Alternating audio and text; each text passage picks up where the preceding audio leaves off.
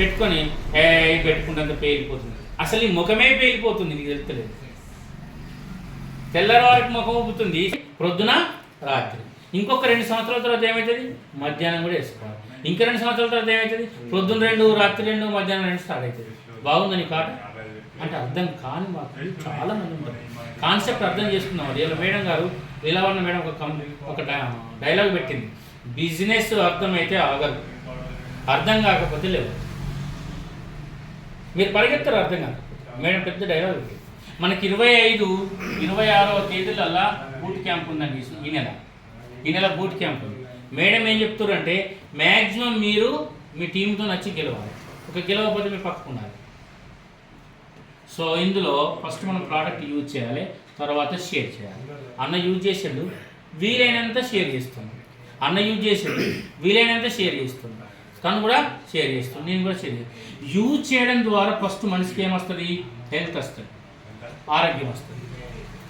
ఏంటి సార్ ఆరోగ్యం వచ్చేది? జనరల్గా అనుకుంటారు బయట సన్ఫ్లవర్ వాడినా కదే, మీది వాడినా కదే కదా. నిన్న ఎల్లారెడ్డిపేటలో ఒక వ్యక్తి అతను వాదన వేసాడు, అది రిఫైండ్ ఆయిలే, ఇది రిఫైండ్ ఆయిల్. మీకు క్లారిఫికేషన్ ఇచ్చిన తర్వాత అన్న మీకు ప్రోడక్ట్ ఏంటి అని. అంటే ఆయిల్ వాడితే నువ్వు బాగుంటావు అంటే చాలామంది అనుకుంటుంటే ఆయిల్ వాడితే మనం రంకెలేసి ఉరుకుతాం కాదు అక్కడ అర్థం. డైజెషన్ సిస్టము మెరుగుపడుతుంది, చర్మ వ్యాధులు రావు, అజీర్తి సమస్యలు రావు, బేగులు రావు, మోషన్ ఫ్రీ ఉంటుంది.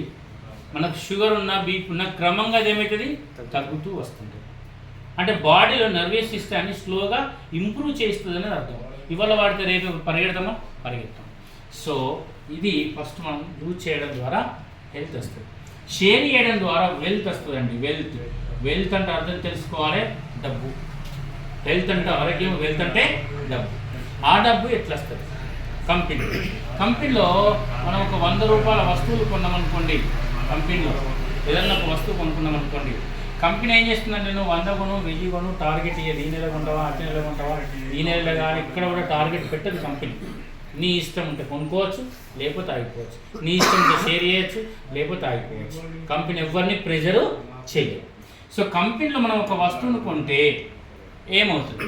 ప్రతి వస్తువు పైన కంపెనీ డిస్కౌంట్ ఇస్తుంది. ప్రతి 33 రూపాయలకు ఒక పాయింట్ వాల్యూని, ఒక పీవీని జనరేట్ చేస్తుంది.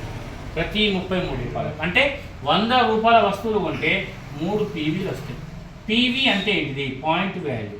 ఈ పాయింట్ వాల్యూని డిపెండ్ చేసుకొని మనకు అమౌంట్ జనరేట్ చేస్తుంది కంపెనీ. అమౌంట్ ఎట్లా వస్తుంది, ఎంత వస్తుంది, ఎన్ని పీవీలు కొంటాయి అనేది మనకు లెక్కలతో సహా చెప్తుంది కంపెనీ. లెక్కలతో సహా చెప్తుంది. మనం ఎక్కడ కంపెనీలో దాచుకోవడానికి లేదు. రైట్, ఇక్కడ చూడండి మనం ఎట్లా కొనాలి.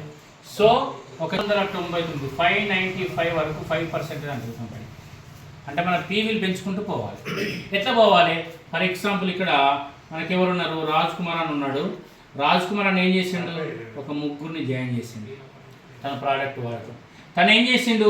ఒక 100 పీవీలు కొనుక్కున్నాడు. అంటే ఒక 3500 సామాన్ కొనుక్కున్నాడు. తనకు బాగా నచ్చి తన కింద ఉన్నటువంటి వాళ్ళని ఏం చేసిండు? మీరు కూడా కొనుక్కొని అంటే మనిషికి ఒక 50 పీవీలు కొనుక్కున్నారు. అవునండి, 50 పీవీలు కొనుక్కున్నారు. కొనుక్కున్నప్పుడు చూడండి కంపెనీ ఏమంటుందంటే రాజ్ కుమార్ అనే యొక్క సెల్ఫ్ పీవీ ఎంత అని చెప్తుంది? 100 అని చెప్తుంది. గ్రూప్ పీవీ ఎంత అని చెప్తుంది? 1, 2, 3 ముగ్గురు కలిస్తే తన గ్రూప్ 50 + 50 + 50 150 అవుతుంది. అవునా? సో టోటల్ పీవీ ఏమని చెప్తుంది company? Total PV 250. Raj Kumar అన్న పీవీలు ఈ నెల 250. అంటే రాజ్ కుమార్ అన్నకు 250 పీవీల మీద పైసలు ఇస్తాను కాదు అక్కడ అర్థం. తన టీం ద్వారా మొత్తం పీవీల సంఖ్య 250. సో రాజ్ కుమార్ అన్నకు 100 పీవీల మీద ఎంత పైసలు ఇవ్వాలో అంతే ఇస్తుంది. వీళ్ళని చేసి 50 పీవీల మీద ఎంత పైసలు ఇవ్వాలో అంతే ఇస్తుంది. మళ్ళీ వీళ్ళ 50 పీవీల మీద వీళ్ళకి కూడా